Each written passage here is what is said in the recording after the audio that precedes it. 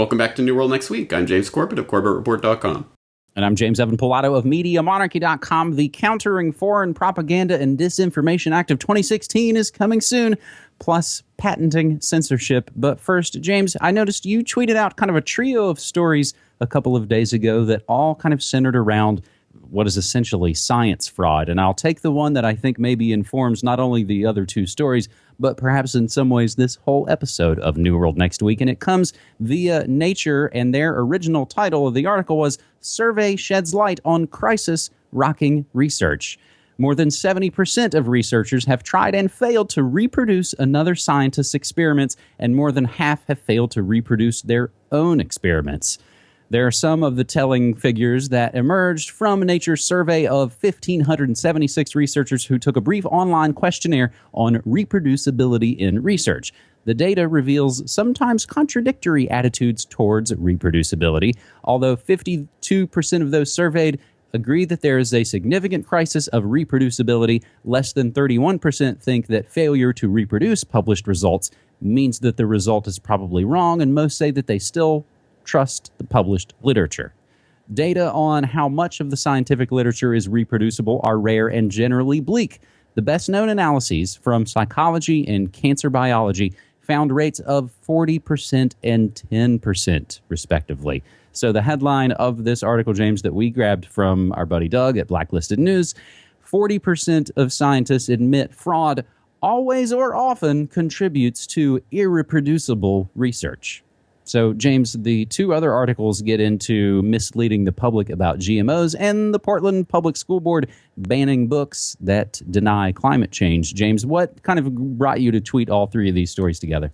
Well, I just saw the cluster of these stories and stories about there was a British doctor coming out and saying that the low-fat craze of a decade or two ago was one of the worst mistakes in human health history. And I saw you tweeted out recently a story talking about health foods and how healthy eating has been all of the dietary nutrition guidelines that they put out for decades have been wrong, talking about trans fats versus saturated fats versus polyunsaturated fats. And I think this circles around some ideas that are extremely important in the bigger picture. One of which is that I think that this story about irreproducible research and the scientists who back it up, I think they have a point, because this goes to the Thomas Kuhn's idea about paradigms being the operative paradigm under which scientists work, which is, as long as it's within this framework of what our current understanding of what the general rules of this area of research are, then we might not be able to exactly reproduce this experiment, but we can explain it away because, maybe this variable was a little bit different or that variable was a little bit different. So scientists are still working within a paradigm, and as long as they can conform their results to that paradigm, they can explain away to themselves, if no one else, the fact that they can't reproduce their own research, which shows that fundamentally this isn't about reproducibility in the sense that we're taught that is the bedrock of experimental science. But obviously, I think the bigger picture about this is the point about scientism and the way that people will see that not just the headlines.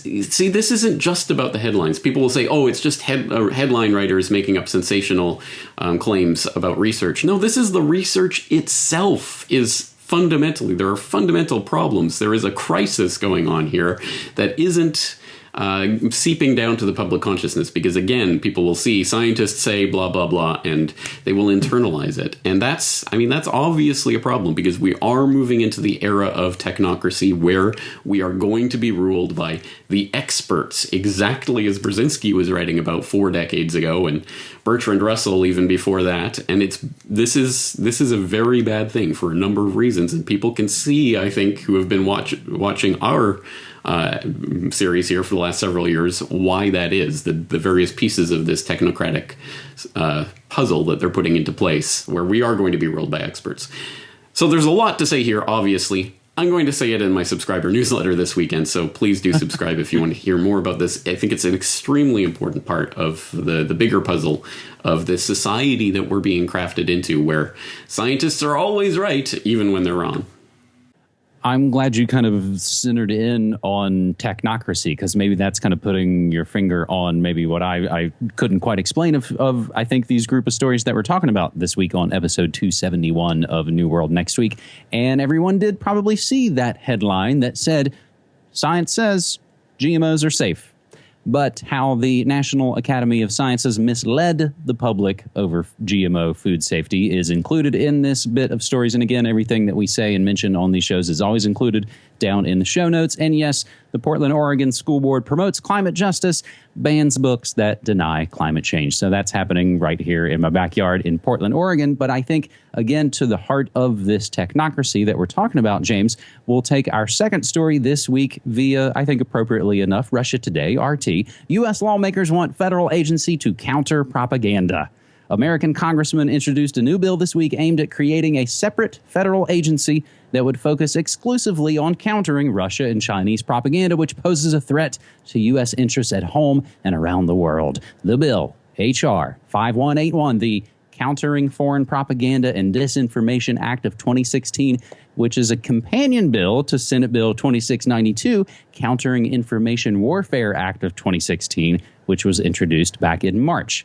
According to Congressman Adam Kinzinger, an R from Illinois, who co-authored the bill alongside Congressman Ted Lieu, a D from California, H.R. 5181 seeks to incorporate a whole-of-government approach without the bureaucratic restrictions, which will set up innovative partnerships, doesn't that sound promising, James, to combat information warfare with organizations that have experience in countering foreign propaganda. The quote, "As Russia continues to spew its disinformation and false narratives, they undermine the United States and its interests in places like Ukraine, while also breeding further instability in these countries. At a time when countries like Russia and China are engaging in hybrid warfare campaigns, the United States has a unique opportunity to respond to foreign manipulation by encouraging the free flow of truthful information. This can further prevent conflict and ensure future stability." James, in other news, the BBC's putting up a statue of George Orwell at the entrance to the Big Brother Broadcasting Corporation. So we're trying to set up our own sort of ministry of truth here in the States, I guess. Looks like it. I mean, whatever else you can say about this, at least they're being open about it. At least it's out in the open, and this is going to be some sort of official organization that will have some degree of transparency. But both of our eyebrows raised at innovative partnerships and what that might mean, what kind of backdoor, government and private business collaboration will go on in the forwarding of this counter propaganda. But still, as I say, at least it's out in the open. But let's not be naive, as if there aren't operations that are not out in the open, that are going on right now to seed cognitive dissonance amongst various groups and try to inject the mainstream views in various places like comment sections of websites and YouTube and whatever else. Exactly as you were talking about the other day, you covered a story on Morning Monarchy talking about the Russian troll force that the Kremlin hires to go online and do this. Exactly as China has the same thing, exactly as the US and the UK and everywhere else have their same army of troll commenters to go out and spread government propaganda. And that's already taking place. So this new layer is just going to be the kind of shiny, outward-facing version of this, which isn't ultimately going to change the fundamental fact that there is already a great degree of influencing of public opinion going on behind the scenes. So I'm not sure this will really change the game. But again, it depends on what they mean by innovative partnerships. Mm-hmm. And we have been talking about this for a long, long time, James. And that story that you're talking about, I forget the numbers off the top of my head, but it's basically, inside the Russian, troll army. The guy basically says, man, it's a job. It was a quota to fill as though you were a telemarketer or anything else. It was like I had to log X amount of comments and X amount of this in an 8-hour day. And that was my job. He had the stuff that he was able to type out fast enough, and he was good at it. He was good at quickly countering propaganda and being able to type really quickly. And that's what they wanted. They wanted forwarding his own the Kremlin-approved propaganda, really. That's right. That's right. So we'll include links to that as well, James, with, I guess, at least some sort of positive note as we're talking about Orwellian 1984. There is something coming up next week that is kind of vaguely defined, which maybe in a lot of ways is the best way for things to go. Something being called the 1984 Action Day coming next week on June 8th, which I think maybe as Activist Post, I believe, says, I think you pretty much observe that holiday as you best see fit. So we'll move to our third and final story this week. James, as I was looking at the previous stories that we went over, again, I was reminded of something I talked about on the morning show recently that kind of maybe followed this out to maybe some extreme degree, but at the same time, quite literally kind of brought it home to what we all will kind of do, and that's listen to music and watch movies and things. Via Business Insider, Apple patents technology to remove bad words from songs. Apple's been granted a patent for technology that can automatically scan songs being streamed online and edit out any swear words in the lyrics. The patent, named Management, Replacement, and Removal of Explicit Lyrics During Audio Playback, was filed by Apple back in September of 2014 and outlines a system for detecting and marking explicit sections of tracks and then editing them to make them family-friendly. Apple says in the patent that the system could replace swear words with a beeping noise, or it could use non-explicit lyrics instead. The system, patented by Apple, also describes technology that could detect the music behind the lyrics and simply remove the swear words, generating background music so that the track continues seamlessly. James, this would be some whole other sidebar discussion about music is so robotic and fake that it can have an algorithm that can just, make up some background music in between.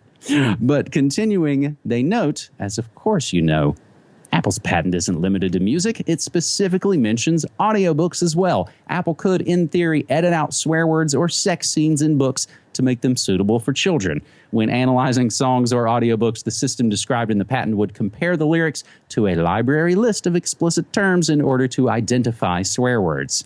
Now, there's no indication Apple's going to actually start censoring music on iTunes or its new streaming service, Apple Music, anytime soon. Beats One, I didn't actually know this, James, its free online radio station, is already totally non-explicit edits of songs anyway.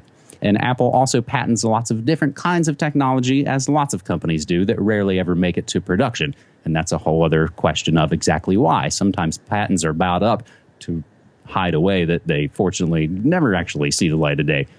However, Apple is known to have strict rules around the kind of content it allows on the app. It gets into stories about, of course, how Steve Jobs would never allow anything connected to porn or a dictionary that had definitions for swear words in the App Store, James. So, again, it's not like they're going to roll this out tomorrow, but the technology is there and it exists. So we take it to the full extreme. If they're going to bleep out bad swear words about sex and icky stuff in songs, aren't they then going to follow that they bleep out bad, icky ideas about personal freedom and such? Yes. Well, obviously. I mean, this is just another reminder, if any were needed, that if it exists in the cloud, i.e. on a remote server that is controlled by a small group of people, you don't really control it at all. The information is censorable and in any way they deem fit. So just another reminder of that. And we've seen this phenomenon in various ways over the years. And we know, for example, that there are ways to detect and, if they want to, take down any YouTube video that has a voice, even a voice pattern that is recognizable. For example, Joe Rogan and other people have this service that looks for the sound of that person's voice on any video and will automatically flag it for censorship. So we know these technologies already exist. They're just being kind of how best can we use this and roll it out to the public in a way that's acceptable and all of that. So it's more about the Psy-war at this point. But again, it's just another reminder. If you don't physically have it yourself locally, you don't have it. And tying this with a bow, we can of course move this back to the old story from a few years ago. Amazon secretly removes 1984 from the Kindle. Remember when people's Kindle, they bought 1984 and they had it on their Kindle, and it was removed by Amazon and just all completely lost. That was an interesting little and very ironic little incident that happened a few years ago. We'll put in the show notes so people can go back to that link. James, I I wonder if another battle in this may also come when, I don't know if people remember, several years ago, there was a company, there were a few different names, and I think there's even actually a documentary about this battle, a company that tried to make